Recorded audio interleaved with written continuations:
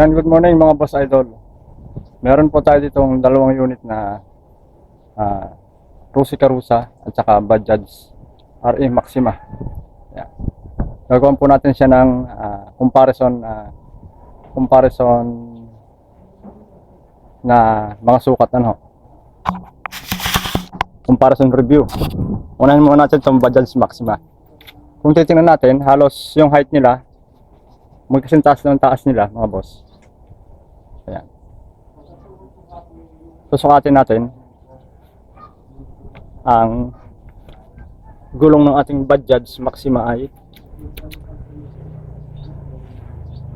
ito 190 by 10.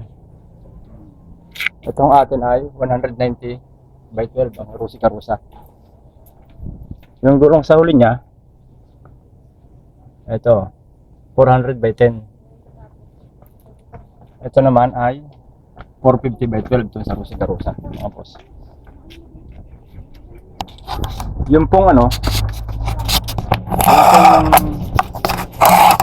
lapad ng kanyang upuan ng ating Rusi Karusa, sukatin po natin.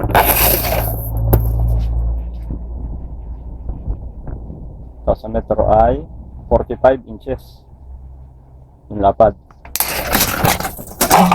Ito sa Bajaj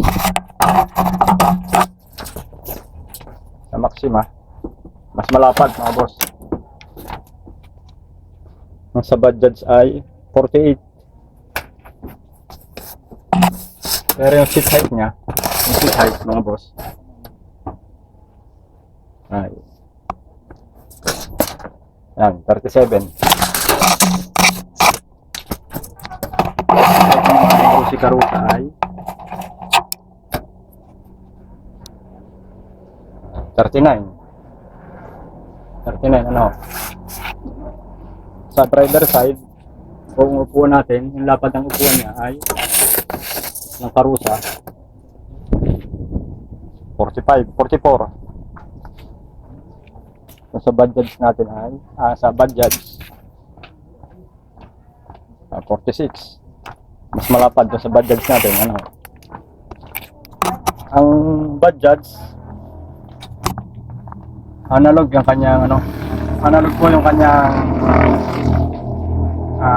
tachometer, yung kanyang pero yung manibela halos parehas lang. Kaso ito ang cambio nandiyan sa manibela. Itong sa Rusi Karusa natin digital ang kanyang panel board. Pero yung manibela niya iba. Halos paras lang manibela nila. Nagkabukod lang sila sa cambio. Yan. Pero yung kanilang ground clearance magkasing taas lang sila. Pero mas mahaba itong Bajaj. Yan, pantay ang parada nila. Pantay ang parada nila. Mas mahaba ng konti ang sa Bajaj. Konting differential ang mga boss. Ayan. Isang montage naman dyan.